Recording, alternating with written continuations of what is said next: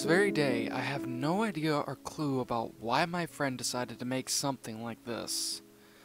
Honestly, the very nature of that freaking episode itself was enough to emblaze its images into my mind for a full year and a half.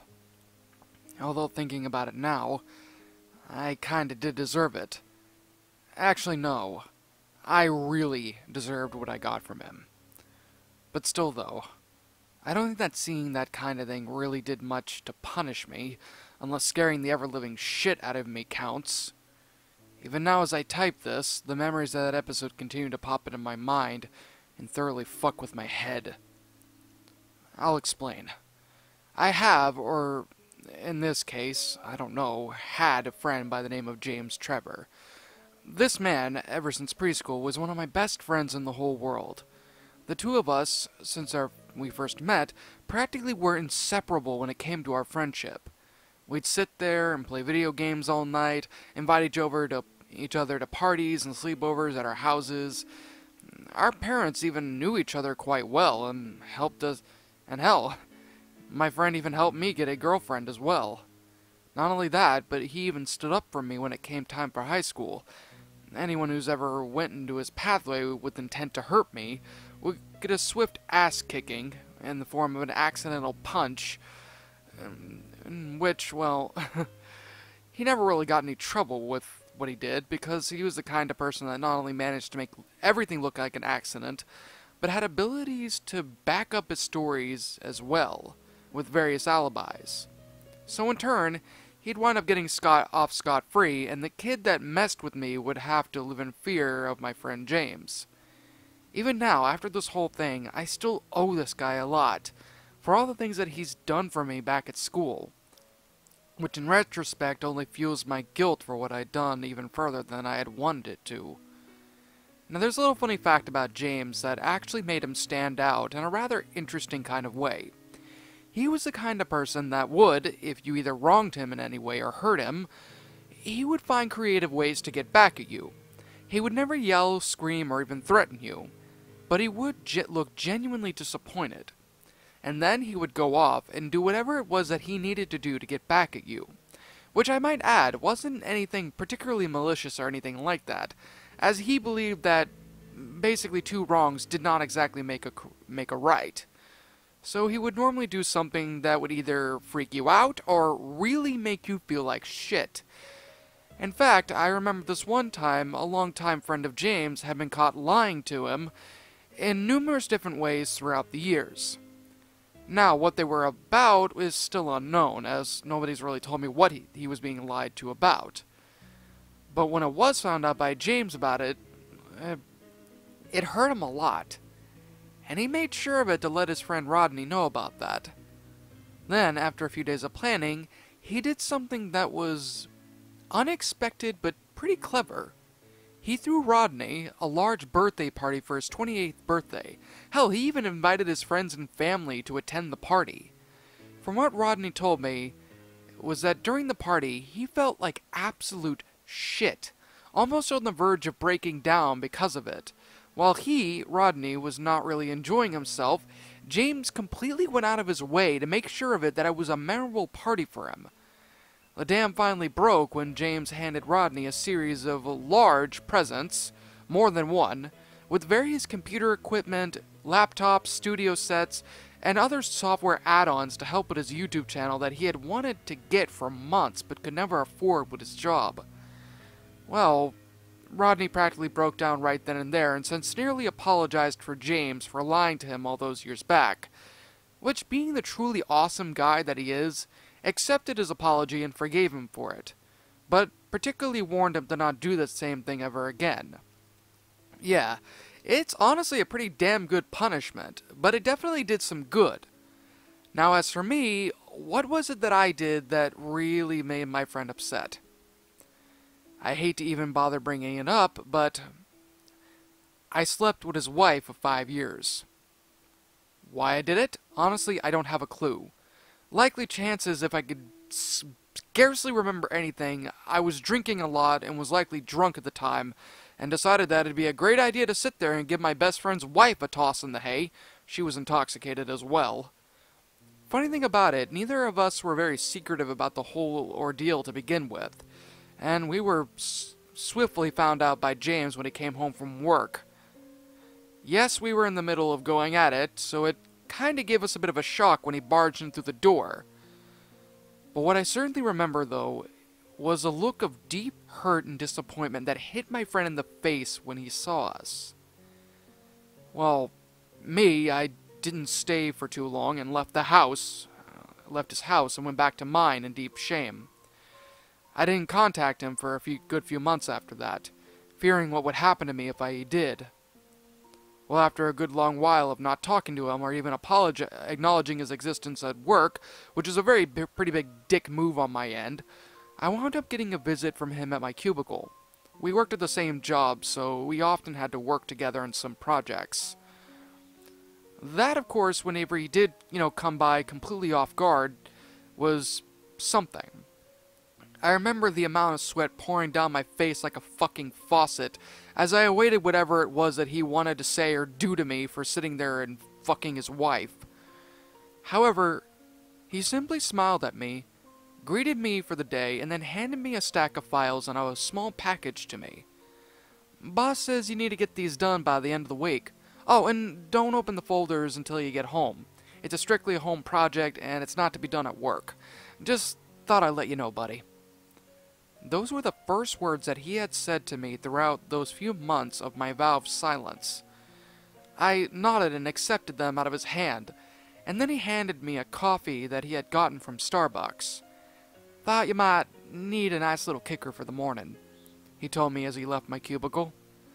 Honestly, I was a little bit hesitant about drinking the damn thing, but my cravings for coffee and the need for caffeine to keep me up pretty much got the best of me, and I wound up drinking it up. Safe to say there was no hidden laxatives in the drink, simply cream and sugar and nothing else, which was great because that definitely meant that I didn't have to sit there and sit in the bathroom practically shitting out my guts for the rest of the day. The rest of the shift went by particularly boring, but somewhat alright. And then, once it was time to clock out, I made my way back home to my dingy little studio apartment that, even with the place that I worked at, I could barely afford. Upon entering my apartment, I took the file that was handed to me by James and began filing through each page as I wound up heating up my leftover meatloaf that I had for dinner yesterday. However, when I searched through it, each and every single page on there was blank. Not a single word was on that set of documents. There wasn't even anything on the folder. Confused, I went to unwrap the package that was also handed to me by James, and what I was met with something that only furthered my feeling of confusion. It was a full box set of The Amazing World of Gumball, right there lying on my fucking table, with a single note that was handwritten by James himself that had plopped out with the DVD when I opened up the package. I took it out and opened it up. Dear Ryland, you're likely in a bit of shock over the fact that I had sent you that blank folder and a DVD for a show that you like, as I expected you to be. Now, I think I need to address the elephant in the room here, and I say that yes. This is technically your little punishment that I've sent you. However, I won't fully reveal what exactly that punishment is just yet. Now understand me, Ryland, that you hurt me a lot when I saw you in that bed fucking my wife of all people. The fact that you would ever do something like that to me, despite everything I've done for you, is a huge slap in my face. Now, while I normally would completely cut ties with you and end our friendship right then and there for a stunt like that, I decided that it'd be best to be merciful. For one major reason. You and my wife are drunk. Like really, really drunk. And thus, you didn't really have too much control over your mind, and the booze basically had control over you.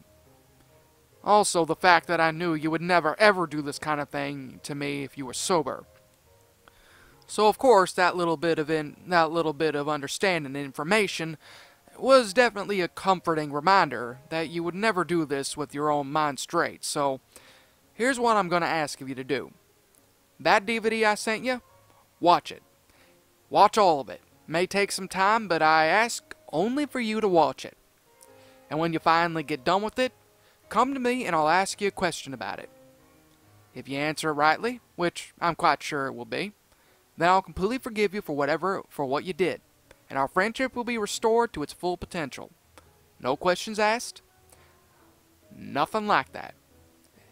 It'll be like nothing had ever happened. And just to kind of lighten up the mood a little bit, me and the wife are doing fine. I've already forgiven her for what happened with her and you. But in this case for you, you're going to need to do a little bit just to kind of get that trust back. So, hope to hear for you. Hope you're here to answer you soon. Your friend, James. Well, at least I knew what it was that James was trying to do to me as revenge. However, why in the hell did, of all things, did he decide to choose a show that, while I liked, I vaguely had much of an idea about? I mean, maybe the rest of the series was annoying as all hell and would drive me to insanity? Or better yet, it would be edited so much to the point where it'd be nothing but ear rape and destroy my ears for life. I mean, those are probable guesses, but I knew that it wasn't likely to be the case, due to how popular the show was. So, with no other work to get done, I took the DVDs and inserted the first disc into my player and began watching. The entire thing was normal. Same with the second, third, and fourth disc as well. All the episodes were completely regular cherry episodes that I honestly started to pretty much enjoy as I got to the later seasons. It was when I wound up getting to the fifth disc was when things got rather odd. Upon reaching the main menu for disc 5, I was met with the simple and wacky menu screen detailing the main concept for the season that I was on. Looking fine to me at the time, I clicked on the play all option, and was greeted with the intro music for the show.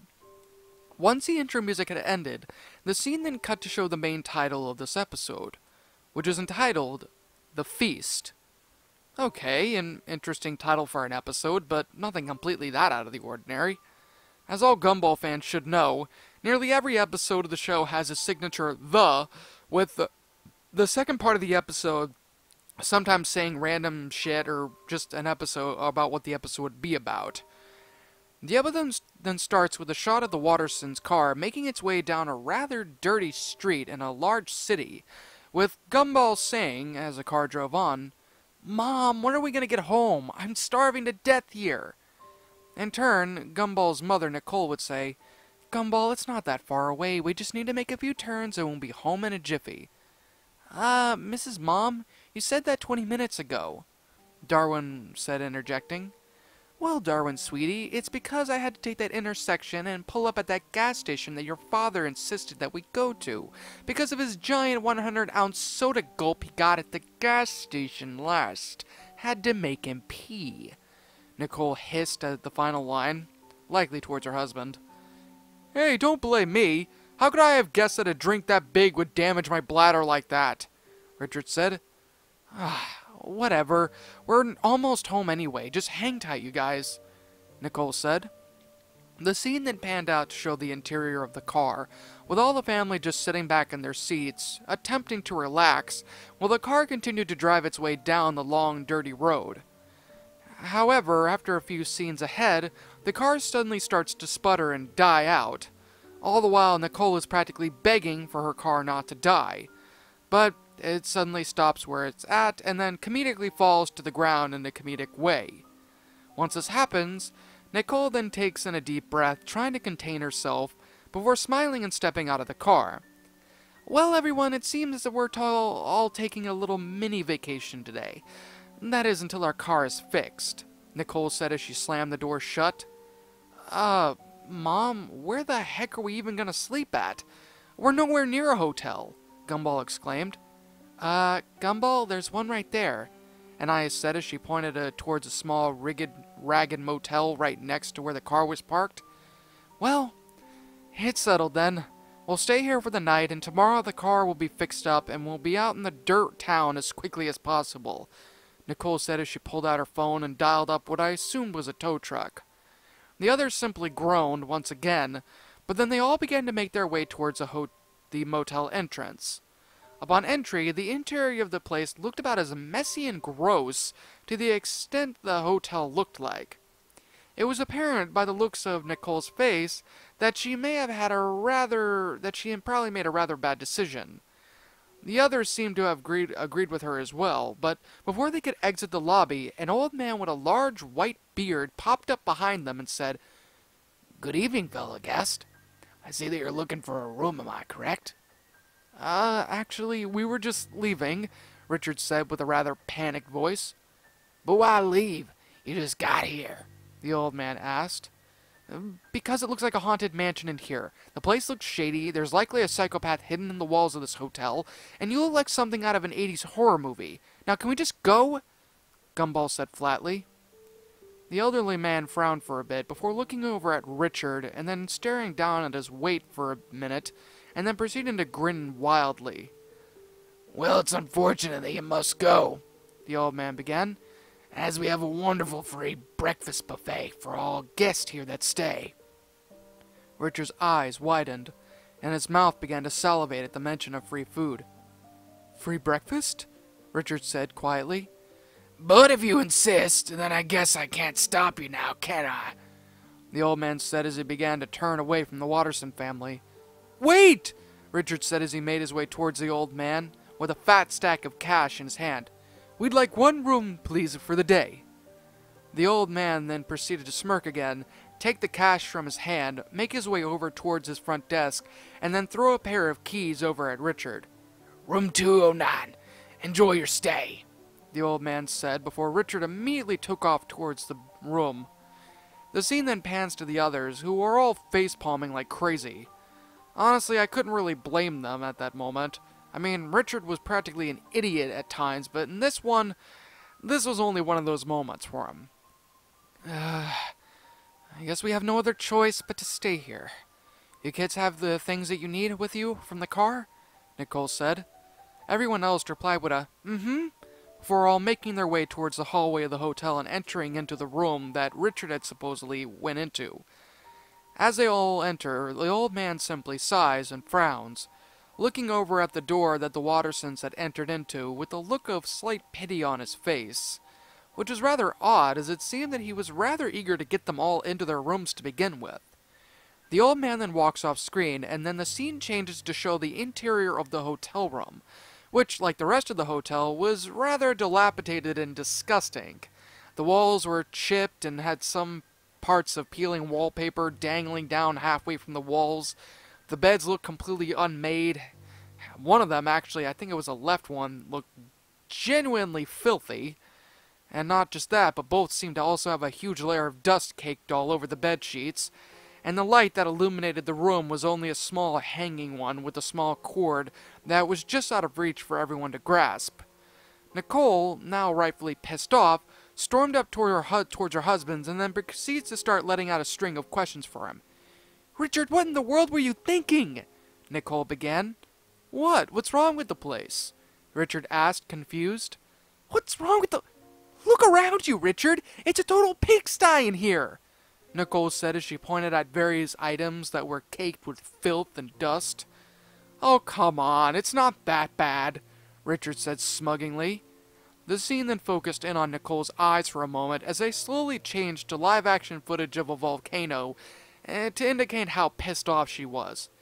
"Maybe for you, Richard, but I'm not letting our kids stay in this filthy little hovel. If you want to stay, that's fine. The kids, however, are not." Nicole gritted her teeth before grabbing the other kids and making her way into the door. Honey, I don't think that's a good idea," Richard said as he inched his way towards the window. "And why's that?" Nicole asked, annoyed. On cue, Richard immediately drew the blinds, only to reveal the outside of the hotel practically pouring down rain and thunder in a violent manner.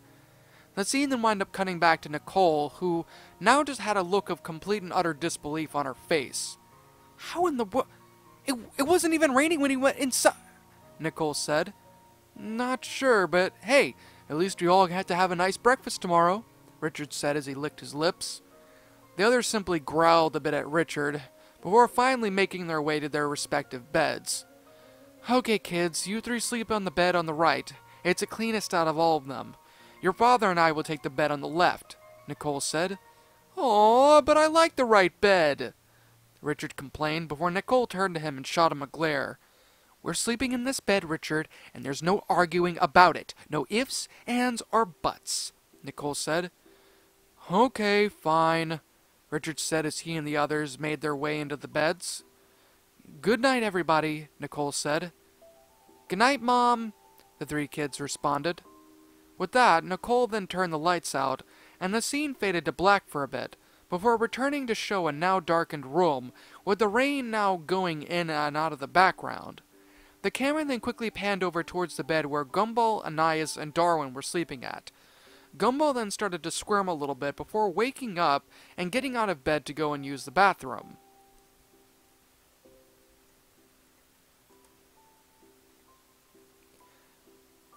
However, there's no bathroom to be found in the room, unsurprisingly. So instead, Gumball makes his way out of the hotel room, making sure to keep it open by using a small door stopper. Upon making sure that it wouldn't close on him and lock him out, he carefully made his way towards the lobby to look for a restroom. It's then that Gumball finds a small door and enters into it. It's extremely dark, and only Gumball's eyes could be seen through the darkness, before a light switch was pulled by Gumball, illuminating the scene.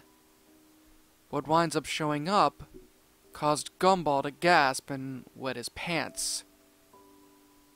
The interior of the room was filled to the brim with skeletons, all pure white and picked away from any kind of meat on them.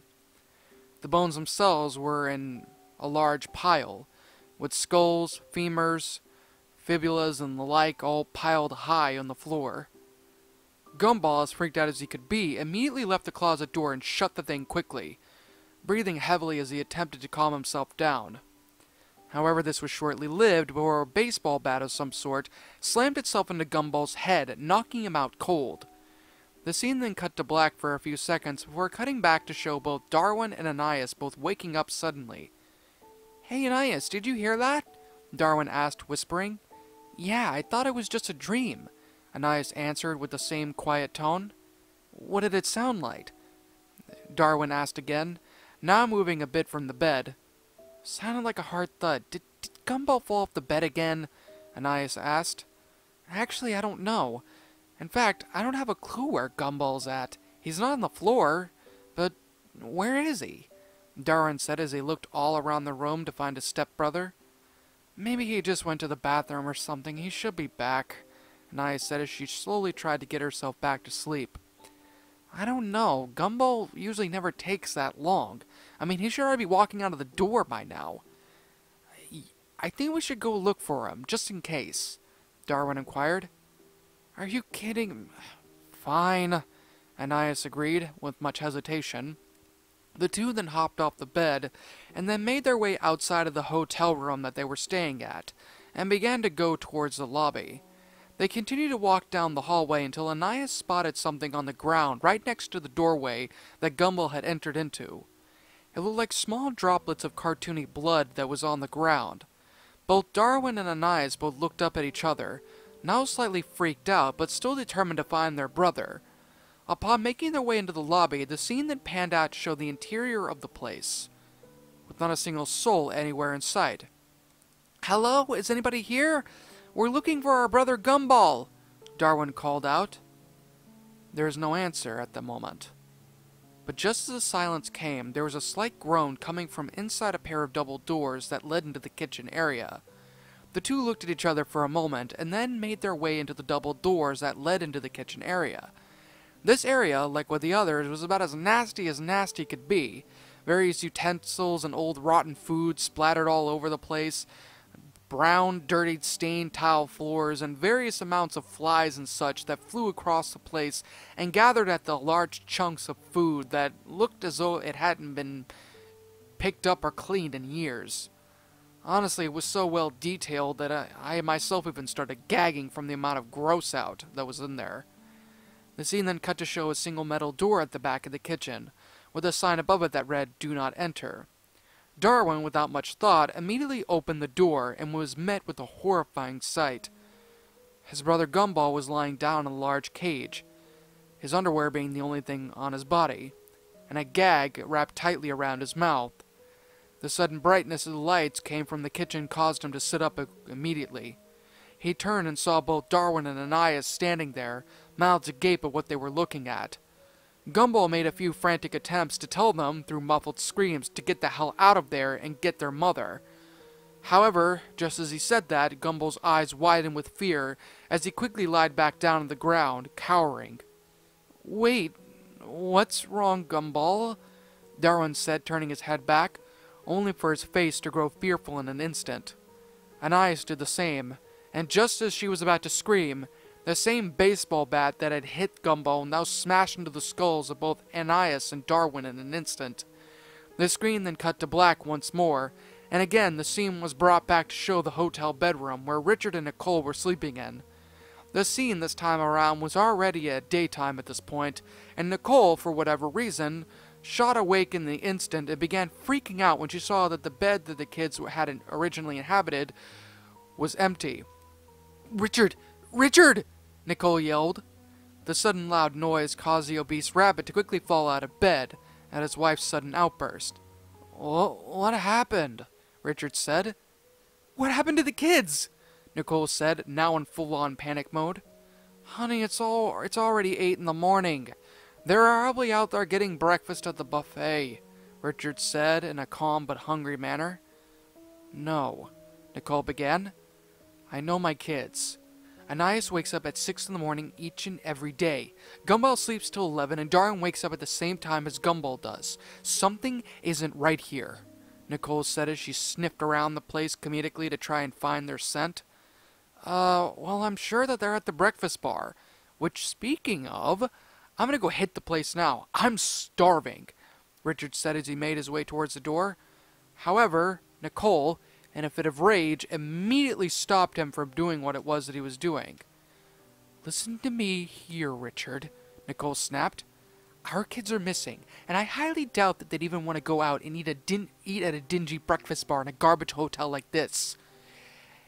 And I swear to you, Richard, I fully and truly swear, if anything happens to any of them, I'm blaming you for it, and I'm gonna leave. I promise you, Richard, those kids are my life, and if they are hurt or gone or anything because of your incompetence, you and I are through.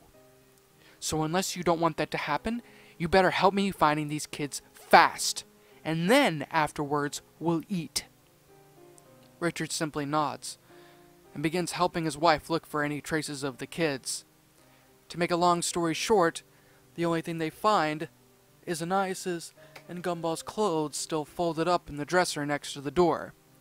Nicole immediately places a paw on the clothes and her eyes shoot open, and then proceed to grow tiny as she realized what's going on. "Get your clothes on, Richard. We need to keep looking," Nicole said flatly. "Why? What's going on?" Richard asked. "Our kids left their clothes behind. They never go out in their pajamas." "Richard, I have a very bad feeling right now. We need to go," Nicole said. The scene then pans out of the room quickly and towards the door where Gumball had been the night before. The scene then pans into the room itself and towards a secret door that contained an elegant group of people, all standing at a fancy table with various fruits and other breakfast and lunch items spread across it in a beautiful array. On 3 sections of the table were elevated figures with white sheets draped over each one of them. The various animated people, including the old man from earlier in the episode, all suddenly stopped talking and looked up at a man who stood by a podium who had now struck a small glass with a spoon to get everyone's attention. He wasn't really anything that special to look around. He was pretty much an old puppet man with dark gray hair and a fancy suit and tie. He then spoke. "Welcome one and all to the annual yearly feast that takes place on the anniversary of the founding of this town. We've had a splendid 20 years of continuing this tradition that was passed down by our ancestors. But today is a special feast, my friends. You see, not only do we have one piece of delectable meat for all of us to sample today, but we have 3 different kind of varieties, all of which are rather unique." The man who had tapped on the glass immediately lifted his hand up to reveal what was underneath each sheet. As each was lifted off, the man specified what quote-unquote meal they'd be dining upon. The first choice is a succulent feline, the man said. The sheet was then lifted off, and the screaming and shaking body of Gumball was shown, trying to shake away the restraints that held his hands and feet together. A gag was tightly placed over his mouth to keep him from screaming. Our second dish is fish, the man said, signaling the second sheet to be lifted off. The second sheet was then lifted off, revealing Darwin, who was still, knocked out, in the same condition as Gumball, with a large gag around his mouth as well. The final dish is a rather delicious specialty: soft pink rabbit. The last cloth was removed, revealing a shaking and fearful Ananias, bound and gagged over a silver platter with an apple rather than a gag shoved into her mouth. She, like Gumball, screamed and yelled through the apple in her mouth, but little sound came from it. However, unlike the two, she was completely clothed. "When can we eat yet?" one of the people called out to the man.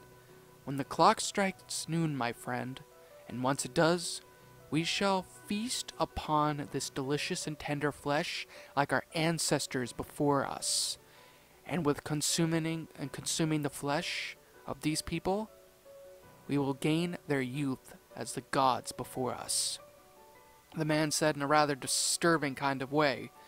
The other people who were attending all held up various utensils like knives, forks, and spoons, and immediately began cheering.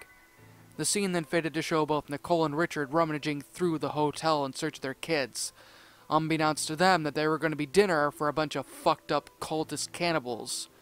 "Richard, what time is it?" Nicole called out. 11:50. Why?" Richard said as he searched through a large series of shelves behind a bookcase. "We gotta find them, Richard. We gotta find them. You called the police, right? What did they say when you called them?" Nicole said in a panic. "They didn't even pick up. I tried to call them 8 times, but they wouldn't even pick up for any reason," Nicole said. Nicole immediately facepalmed once again and then returned to digging into a drawer that was next to the front desk. It was then, while she was looking, she wound up finding a small note that was wrapped up. She grabbed it and opened it up immediately, only to have her face turn a pure white color as she read it. Richard took immediate note of this and asked Nicole what was on it that she was reading that was freaking her out so much. She then began reading off the paper out loud and said, "Today marks the yearly feast of the town's founding. The feast will be held at the hotel this week in the kitchen, with a variety of dishes and delicious guests ready to be eaten alive. All are welcome to attend. The procedure begins at 12 p.m. sharp." Nicole then dropped the note and then began to make a sprint into the kitchen. The insides of it were particularly empty, save for the disgusting and rotting food and the utensils lying around the place. Richard then begins to start searching around for some kind of doorway or anything, but finds none, until he reaches the door with the sign "Do Not Enter" on it, the same one that Gumball was locked into. Let's check this place," Richard yells out to his wife. Nicole, now fuming with pure, unadulterated rage, immediately whipped out her claws and smashed the metal door down with little effort, only to find nothing in there as well. She slowly starts to panic again until a sudden sound of Gumball's screaming could be heard on the right side of her as her head had darted towards it.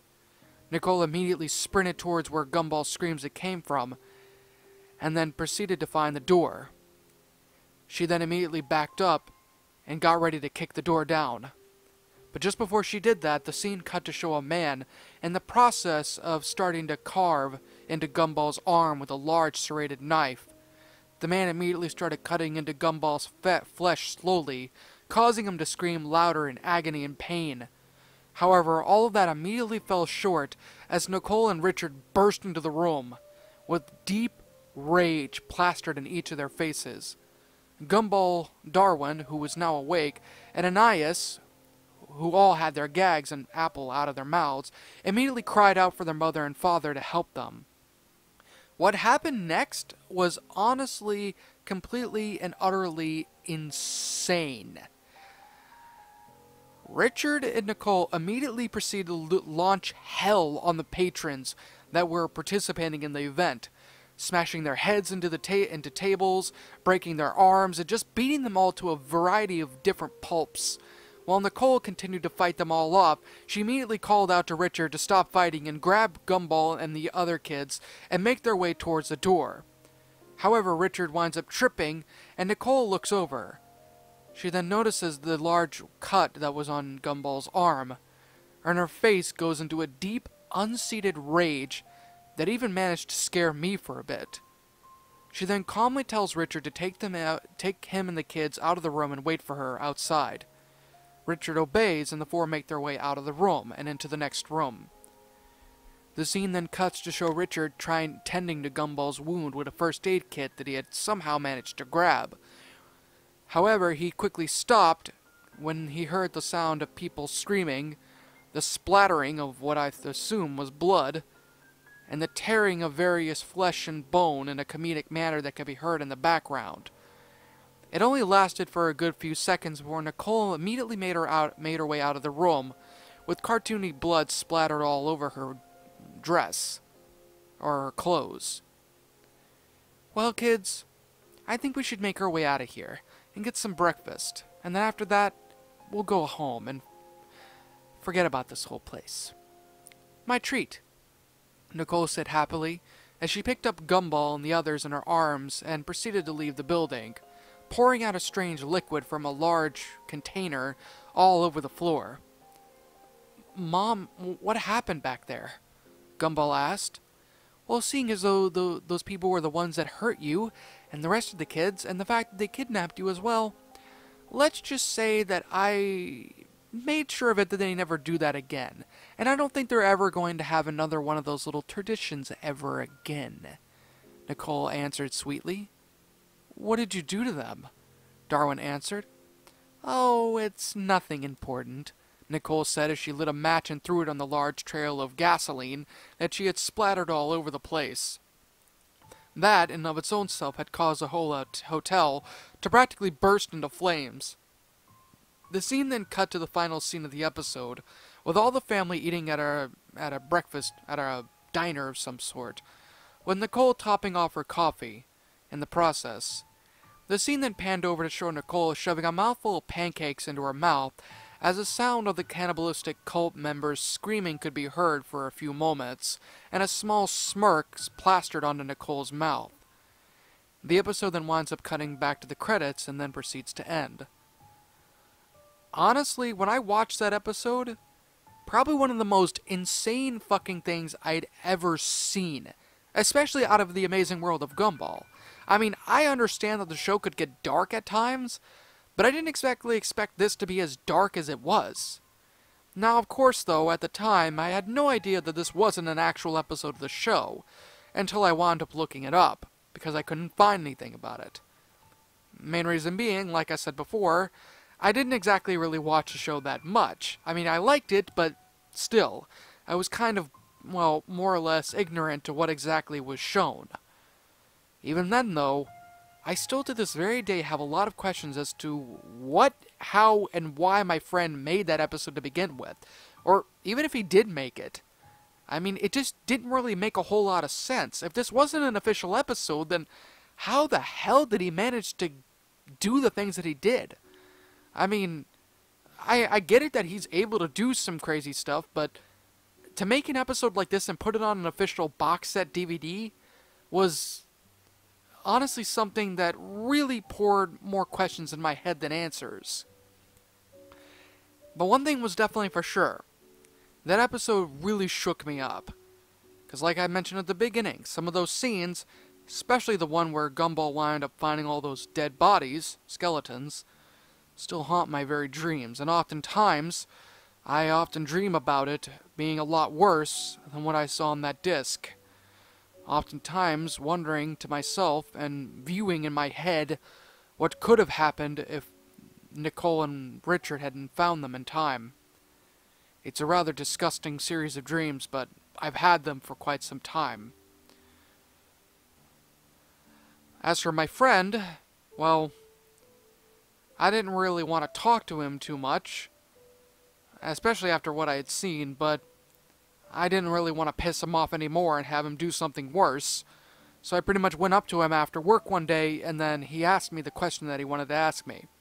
For anybody wondering, it was, "Are you sorry for what you did?" I, of course, answered with a firm yes, and, well, even now, we've been particularly cool with each other again. He forgave me for what I did, and I promised him that I would never do this kind of thing again. And, well, with all that, I never really got him much the opportunity to ask him about the DVD that he gave me, and what he had used to make the episode what he did, or how the hell he managed to get the voice acting down.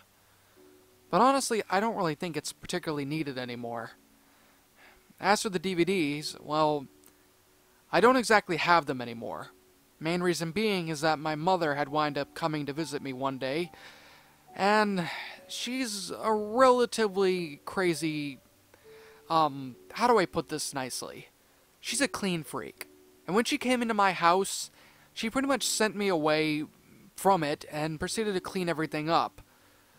Unfortunately, one of those things that she wound up cleaning out was the Gumball DVDs that I had bought. Well, actually that I had gotten from my friend. I don't know what she did with it, but she did tell me later on that some of the stuff that she had taken from me was thrown out. So, likely chances the DVDs are probably rotting away at some landfill in some dumpster that I'll probably never be able to get access to. Which really fucking sucks, and only continues to piss me off about my mom even more when I think about it. But of course, that's all in the past now, and there's nothing I can really do anymore. Even if I could manage to find and track down the garbage place it's at, it's likely I wouldn't be able to find it, probably because of the fact that it's buried under mounds of garbage. So unfortunately for me, not only do I not have the DVDs anymore, but I have no evidence to give. Except, well, the thing that I have now. It really does suck, but you know what? At least something good did come out of this. At least my friendship and everything with my good friend, James, is still going by strong. But one thing's for a full-on fact. I'm never, ever, and I repeat, ever, going to ever hurt my friend like that again. In fear and surprise, as your eyes widen, your mouth goes dry with each battered breath. You try to scream, your mind begs to leave, glued to your computer screen. The killers they slash, the tapes burn and crash. The cartridge you bought will be your final haunt.